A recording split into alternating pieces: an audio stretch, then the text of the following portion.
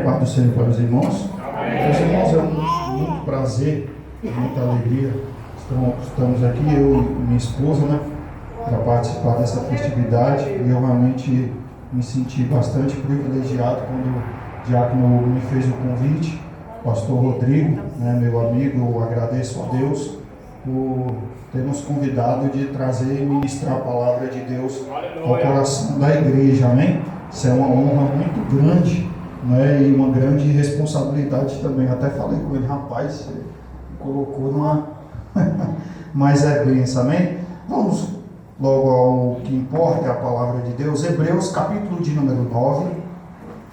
Hebreus, capítulo de número 9, versículo de número 11 até o versículo de número 15. Hebreus, capítulo de número 9, versículo de número 11 ao versículo de número 15. Visto também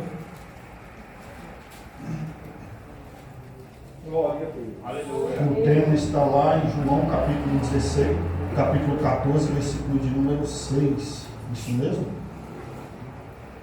Glória a Deus. Hebreus, capítulo de número 9, versículo de número 15, versículo de número 11 ao versículo de número 15. Graças a Deus. Amém? Todos os irmãos encontraram? Hebreus, capítulo de número 9, versículo de número 11 ao 15. Amém? Eu vou estar lendo, os irmãos acompanhem com os olhos e guardem no coração.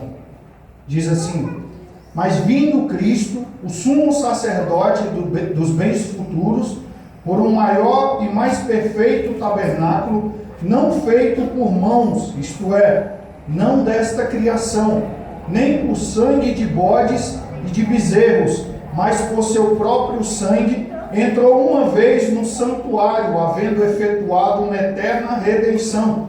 Porque se o sangue dos touros e dos bodes e a cinza de uma novilha espargida sobre os imundos o santificam, quanto à purificação da carne, muito mais o sangue de Cristo, que pelo Espírito eterno se ofereceu a si mesmo imaculado a Deus, purificará a vossa consciência das obras mortas para servirdes ao Deus vivo, e por isso é mediador de um novo testamento, para que, intervindo a morte para a remissão das transgressões que havia debaixo do primeiro testamento, os chamados recebam a promessa da herança eterna. Amém? Os irmãos podem sentar, glorificando e exaltando o nome santo do nosso Deus. Meus irmãos, eu quero ser bem objetivo, eu não vou ficar circulando muito, mas eu quero ser bem objetivo nas minhas palavras. Nós vemos que a palavra de Deus diz que o homem, depois de haver pecado, se tornou um ser totalmente depravado, alienado da glória de Deus e destinado ao castigo eterno. Nós vemos que o homem foi criado para um propósito: glorificar a Deus. O homem foi criado para gozar de toda a criação que Deus outrora havia feito. O homem foi criado para ter comunhão com Deus. O homem foi criado para estar todos os dias diante do seu Criador, honrando, glorificando, trabalhando, servindo e gozando de todas as bênçãos do seu Criador. Mas a Bíblia lá em Gênesis vai falar da queda, do pecado. E o pecado, ele destruiu esta comunhão que o homem tem com Deus. O pecado, ele destruiu o homem tanto por dentro quanto por fora. O caráter do homem se tornou um caráter depravado, imoral. O homem se tornou inútil diante do seu Senhor. Isaías capítulo de número 59, versículo de número 2, Isaías diz que o que faz separação entre Deus e o homem é o pecado. A única coisa que interviu na comunhão, na união do homem para com Deus, foi a própria desobediência do homem,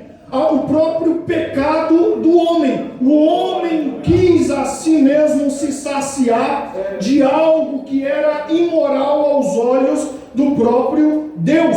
Romanos capítulo de número 3, versículo de número 23, o próprio Paulo diz que todos pecaram e destituídos estão da glória de Deus. O homem foi afastado de Deus por causa do seu pecado. O homem se tornou alguém imoral diante de Deus por causa do seu pecado. Esse é o estado do homem diante de Deus. O homem se afastou, o homem foi afastado, o homem se tornou inútil diante do seu Criador. O homem perdeu a comunhão com Deus por causa do seu pecado. Este é o estado do homem. Nós vemos também que o pecado, ele atuou no caráter do próprio homem. Lá em Romanos capítulo de número 3, versículo de número 10 e ao versículo de número 12, Paulo diz que não há nenhum justo sequer, não há ninguém que faça o bem,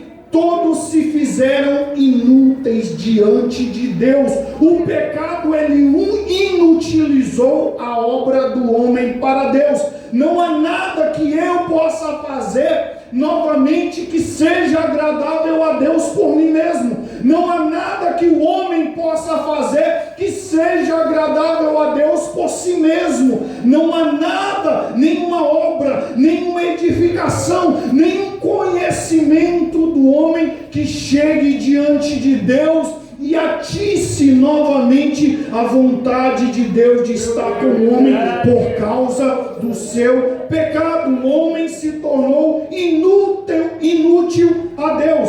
Isaías capítulo de número 64, versículo de número 4, diz que todos nós somos como o imundo e a nossa injustiça como trapo de imundícia. Tudo que o homem faz não agrada a Deus e cheira mal às narinas do próprio Deus. Até mesmo a justiça do homem cheira mal diante de Deus, porque a essência do homem foi contaminada por causa do seu pecado. Então não há nada de bom que possa fluir dele que agrade a Deus. Não há nada que proceda do homem que agrade ou chame a atenção de Deus, porque até a justiça do homem é tido como algo abominável diante de Deus, porque o pecado, ele transformou o caráter do homem, transformou num caráter depravado, imoral. Nós vemos também que o caráter mudou o destino do homem. Lá em Romanos capítulo de número 6, versículo de número 23, Paulo diz assim, que o salário do pecado é a morte. Que o salário do pecado é a morte. O pecado trouxe a morte espiritual. O pecado trouxe a morte física. O pecado trouxe a morte eterna. E no contexto que nós vemos de morte, tanto no Antigo Testamento quanto no Novo Testamento, não é o fim, não é o fim de alguma coisa, mas simplesmente a separação. Quando a Bíblia diz de morte espiritual, é a morte, a separação do espírito do homem do seu Criador. Quando a Bíblia diz da morte física, é a separação do espírito do homem da sua própria carne. Quando a Bíblia diz de morte eterna, a Bíblia diz da separação eterna do homem do seu Criador, do espírito do homem do seu Criador. Eu tenho por mim, quando a Bíblia diz sobre o tormento eterno, ele não se refere sobre o sofrimento, sobre o fogo, sobre simplesmente os tormentos que nós iremos passar ali fisicamente, mas eu creio que seja aquele pensamento de que um dia eu tive a oportunidade de voltar ao meu Criador e eu disse não, e isso vai atormentar aqueles que morreram sem Cristo para toda a eternidade, porque morte é a separação. Salmo 45, versículo de número 7, diz que Deus odeia a iniquidade. João diz que toda iniquidade é pecado, o pecado é iniquidade. E Deus odeia o pecado, Deus odeia a iniquidade. Deus, Ele não faz concessão com o pecado. Deus, Ele não faz concessão com o pecador enquanto ele vive na prática do pecado. Deus, Ele não abre mão. Deus não se junta com o pecado por causa da sua santidade, por causa da justiça de Deus. Então Ele não junta com o pecado. Deus não faz conluio com o pecado. Deus não tem comunhão com o pecado. Vejamos, Gênesis capítulo de número 3, versículo de número 24. O homem é expulso do jardim do Éden e perde o direito à árvore da vida por causa do pecado. Lá em Gênesis capítulo de número 7, Deus destrói a humanidade com dilúvio por causa do pecado. Gênesis capítulo de número 11, versículo de número 7, Deus divide os homens ali na Torre de Babel por causa do pecado. Gênesis capítulo de número 19, versículo de número 24, Deus destrói Sodoma e Gomorra por causa do pecado. Deus não faz concessão com o pecado. Deus não faz concessão com o pecado. Deus não se une com o pecado. Deus não tem prazer no pecado e Ele não está em quem vive no pecado. Ué, pastor, você veio pregar sobre anunciar Jesus? É isso mesmo, o Evangelho? É isso mesmo, os irmãos vão entender. Porque eu vi, não sei, de algum escritor, que ele diz assim, para falar da graça, para falar do perdão, para falar da misericórdia, primeiro precisa passar pela lei, precisa passar pela condenação. É necessário entendermos a nossa salvação, é necessário entendermos o motivo da nossa salvação, é necessário entendermos de o porquê precisamos de um Salvador. Tem muita gente na igreja que não entende, ainda não sabe, muitos anos de crente, mas ainda não sabe por que tem um Salvador, porque Jesus é Salvador. E nós vemos que o próprio Deus, Ele não faz concessão com o pecado, Ele não se une com o pecado de maneira nenhuma. Mas lá em Gênesis, onde fala acerca, nós falamos aqui sobre a queda do homem, sobre o pecado, que Deus destruiu nações, que Deus destruiu povos por causa do pecado. Mas mesmo lá no livro de Gênesis, capítulo de número 3, versículo de número 15, o próprio Deus diz, do ventre dela,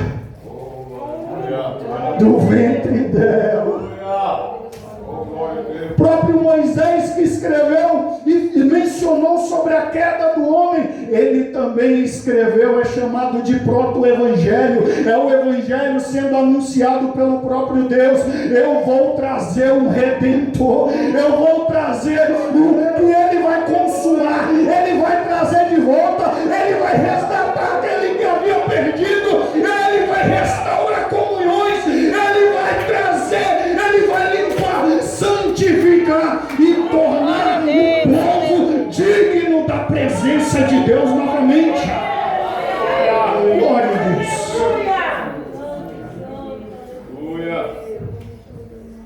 Mas por que Cristo é o nosso Salvador? Visto que estamos nessa situação, porque Deus decidiu agir de misericórdia e não com justiça? Porque Ele não deixaria de ser Deus se Ele agisse com justiça. Se Ele deixasse a humanidade morrer nos seus pecados, Ele não estaria deixando de ser Deus, Ele não estaria deixando de ser justo, porque a Bíblia diz que o salário do pecado é a morte. Deus, Ele não deixaria de ser Deus se Ele agisse com justiça sobre nós, dando-nos a paga dos nossos próprios atos. Mas Ele, lá em João capítulo de número 3, versículo 16, diz que foi por amor. Foi por amor. Ele amou de tal maneira que entrega o seu próprio Filho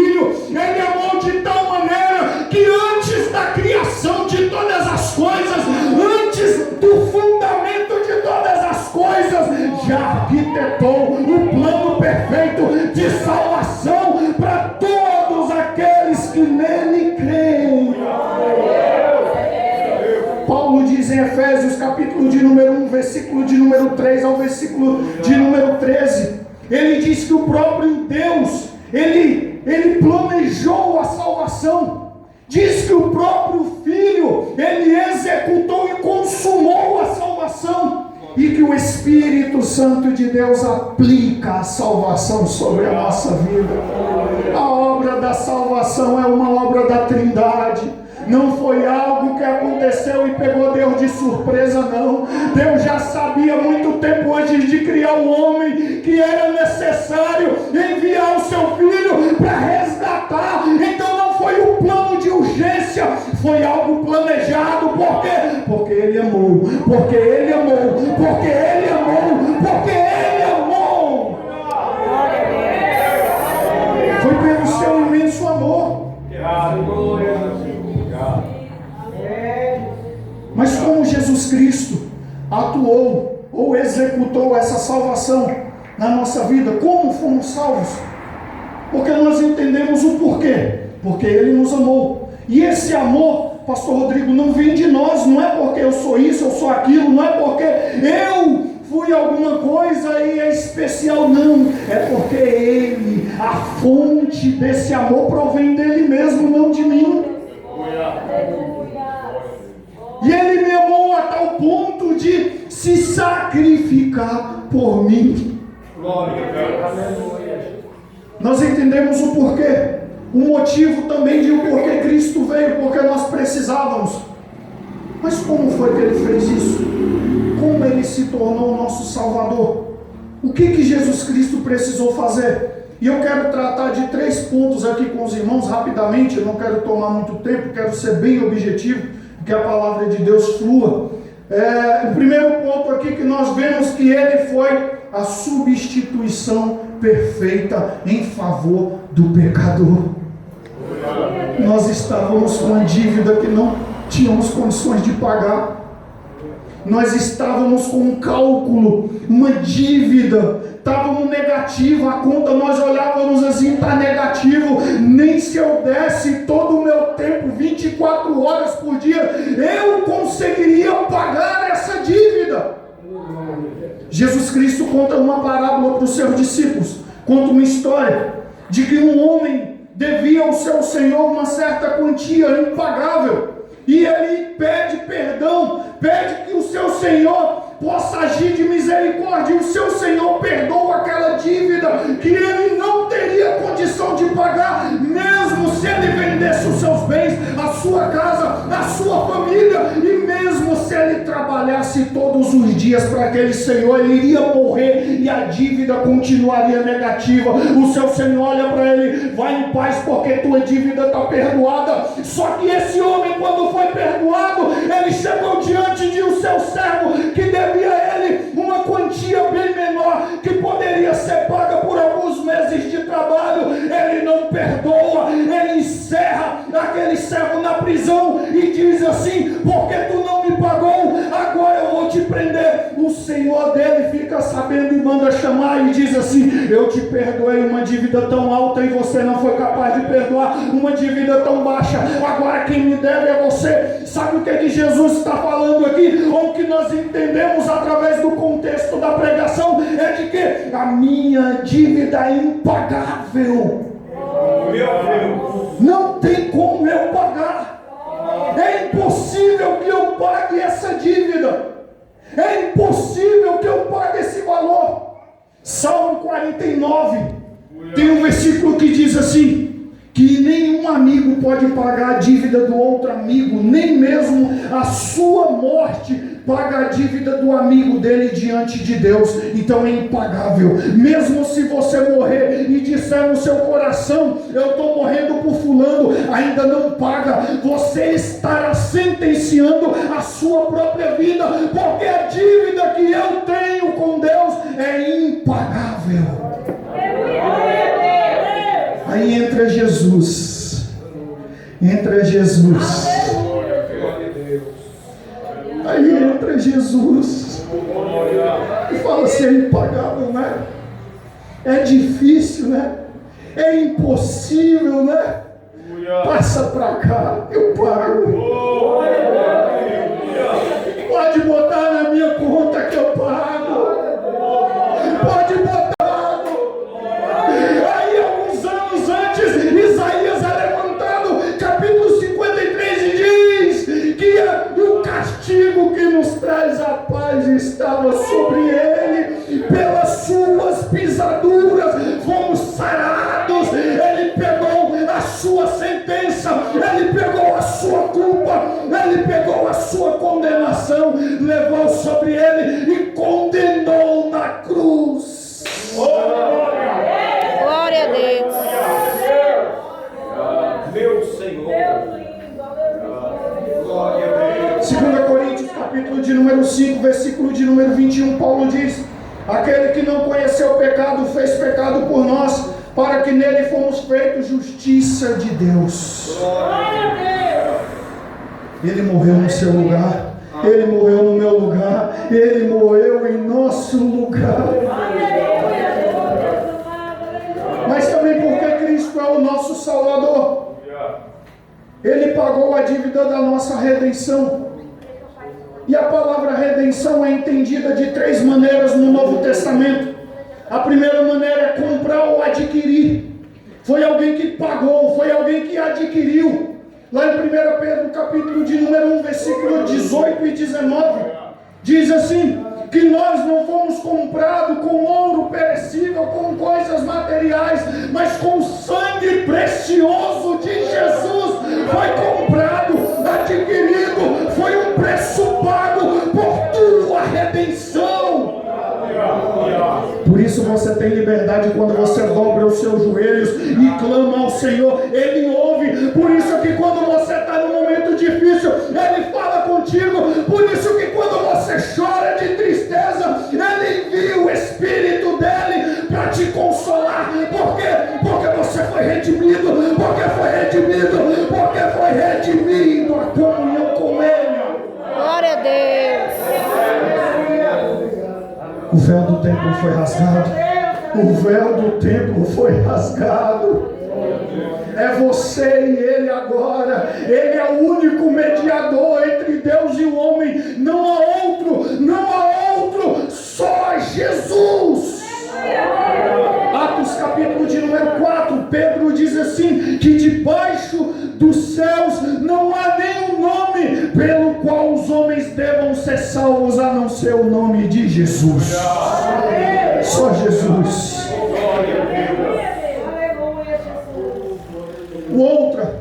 Outra forma de entender a palavra redenção é pagar o preço e tirar do mercado. Você não está mais escravo do pecado.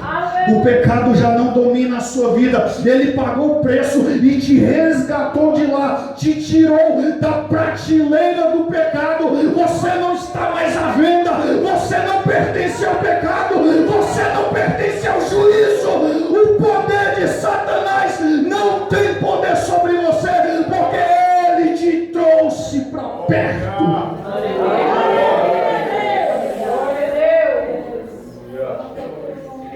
Paulo diz que ele nos resgatou da potestade das trevas para o reino do Filho do seu amor. Fomos resgatados por Jesus.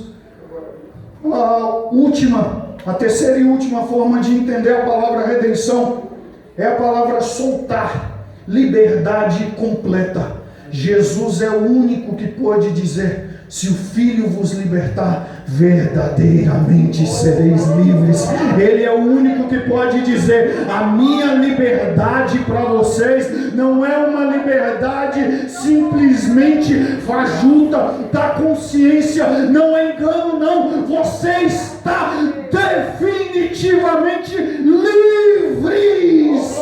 Não deve mais nada, não deve mais ninguém. O pecado não te acusa diante de mim, porque eu sou o teu justificador. Eu te redimi e te libertei.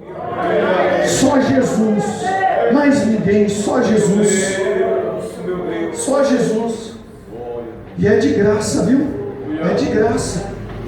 Tem algumas denominações aí que vai falar de misericórdia de Deus, e sempre você tem que fazer alguma coisa. Uma você tem que pagar uma penitência, a outra você tem que ler tantos livros, ou outro tipo de religião você tem que passar muito tempo ali meditando até chegar no nível espiritual de intelectualidade para demonstrar que você alcançou graça. O Evangelho não, é a única, o cristianismo não, é a única religião que diz que a graça não provém das obras para que ninguém se glorie, mas é dom de Deus, é presente, é dádiva, não é porque eu ou você merece, foi porque Ele decidiu agir assim.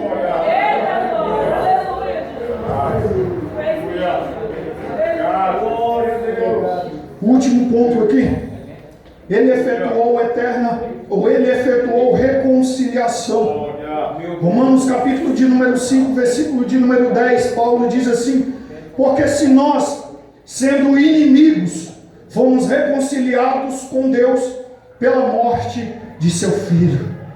Aquilo que estava longe, estávamos afastados por causa do nosso pecado, estávamos afastados de Deus por causa da nossa condenação, dos nossos atos, dos nossos pensamentos, aquilo que deixamos subir ao coração, aquilo que fazemos, onde andamos, o que pegamos, tudo isso nos condenava diante de Deus e nos afastava, mas através da morte de Cristo, Ele trouxe para mais perto. É comunhão, é intimidade, é presença de Deus sobre a sua vida. Glória a Deus. Jesus outrora conversando com os seus discípulos, Ele olha para os seus discípulos e diz assim: não mais chamarei vocês de servo, porque o servo não sabe o que faz o seu Senhor, mas tenho-vos chamado amigos, porque tudo quanto ouvi de meu Pai vos tenho feito conhecer. Meus irmãos, o relacionamento que Jesus tem com os seus não é um relacionamento de patrão e empregado, não é um relacionamento de senhor e servo, é um relacionamento de amigo. Encoste a tua cabeça no meu ombro e chora, encoste a tua cabeça. Qual é o teu problema? Eu quero ir na tua casa, eu quero almoçar, eu quero fazer parte da sua vida todos os dias. É isso que é o relacionamento, isso que é reconciliação, é Deus contigo. A palavra Emanuel, Isaías traz esse termo, a palavra Emanuel, Deus conosco, mas vai um pouquinho mais além, é a junção de três palavras, Emanuel, que significa Deus dentro do barro. Se refere tanto ao Senhor Jesus Cristo caminhando entre os homens na forma corpórea, não é encarnado, tanto quanto o Espírito Santo de Deus habitando dentro de você. É Deus em você. Meus irmãos, este é o Evangelho. Os irmãos viram, é simples. O Evangelho não é um evangelho de confusão. Muitos têm tido por aí a ideia, por causa de alguns pregadores, que eu não consigo falar, eu não consigo, meu irmão. É simples, deixa Jesus te usar e fale daquilo que Ele tem feito na sua vida. Fale igual Pedro, quando foi interrogado pelo Sinédrio, ele falou assim: por acaso nós não podemos deixar de falar do que temos visto e ouvido?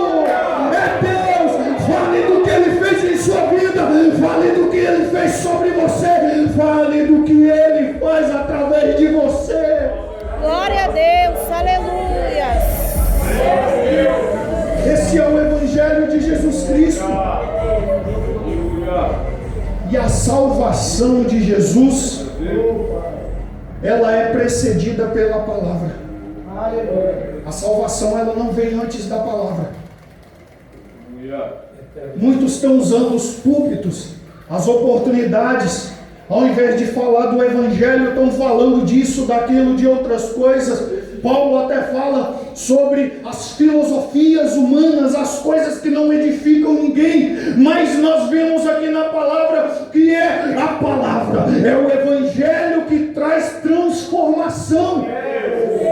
E por isso nós não vemos tantas transformações. São pessoas que aceitam, reconciliam com Jesus, mas vivem a mesma vida, porque já não é pregado mais o evangelho, porque o evangelho coloca o ser humano na real situação e dá olhos para ele enxergar, para ele poder ver. Eu preciso de Jesus, eu preciso me aproximar de Jesus, eu preciso me aproximar de Jesus, eu preciso abandonar, eu preciso me entregar.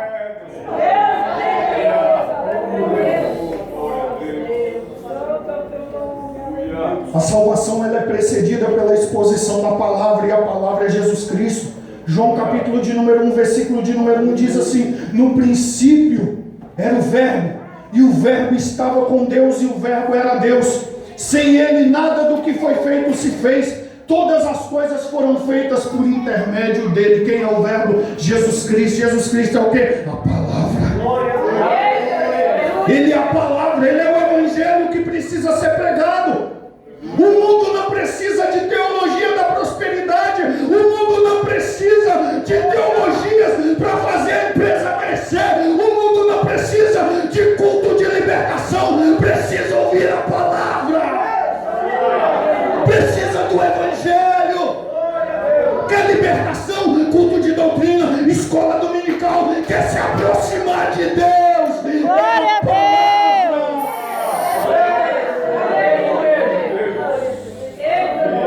Fazendo campanhas e campanhas para atrair pessoas, atrair multidões, mas eu quero te dizer, pode até atrair, mas depois da campanha quem vem não vem mais, depois da campanha quem estava lá não vem mais, porque campanha não firma ninguém, é o evangelho quem dá raiz, é o evangelho, é o fundamento, a firmeza.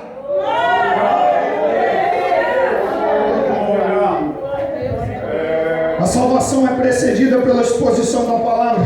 Atos capítulo de número 2. Pedro ganha quase 3.000 almas depois da exposição, daquela explicação do que houve lá no Pentecostes. Em Atos capítulo de número 2, foi a exposição da palavra. Glória a Deus. Atos capítulo de número 8, Filipe ganha o eunuco. O eunuco está lendo a palavra, não entende. Filipe encosta, cola ali junto com ele. E você sabe o que você está lendo. Ele fala: como eu não vou saber se ninguém me explicar? Pois eu vou te explicar. E a Bíblia diz que Filipe, começando por Jesus. Jesus é a palavra. Atos capítulo de número 10. Pedro ganha a casa de Cornélio através da palavra. É a palavra. É a palavra. Atos capítulo de número 16. Paulo preso com Silas, e levanta-se um carcereiro e ele fala: o que eu hei de fazer para ser salvo? Paulo vai parar lá na casa do homem, prega a palavra e todos são salvos, porque é a palavra. Glória a Deus. Aleluias.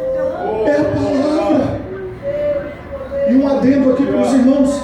Atos capítulo de número 10. Quando Pedro conversando com Cornélio, ou quando o anjo conversando com Cornélio, diz assim: manda lá chamar Pedro. Está na casa de um certo Simão curtidor. Ele fazia ali couros e ele botava para curtir, então era o ofício dele. Manda chamar ele lá, não é? Está na casa desse certo Simão, manda lá chamar, porque ele há de falar as palavras que você precisa ouvir. Um adendo para os irmãos: anjo não vai vir pregar o evangelho. Deus não vai usar jumento, igual estão falando que Deus usa jumento. Deus não usa jumento, ele não usa animal, ele usa o filho, ele usa filho. Mas a responsabilidade de pregar a palavra foi da igreja. É para a igreja. A responsabilidade de pregar é da igreja. Vai lá e chama Pedro. Por que tu não fala logo não é Pedro? A responsabilidade de pregar é da igreja. Então pregue a palavra. Seja cheio da palavra. Se encha da palavra. E deixa Deus falar através da pregue a palavra, coma a palavra, viva a palavra e deixa Deus te usar. Glória a Deus.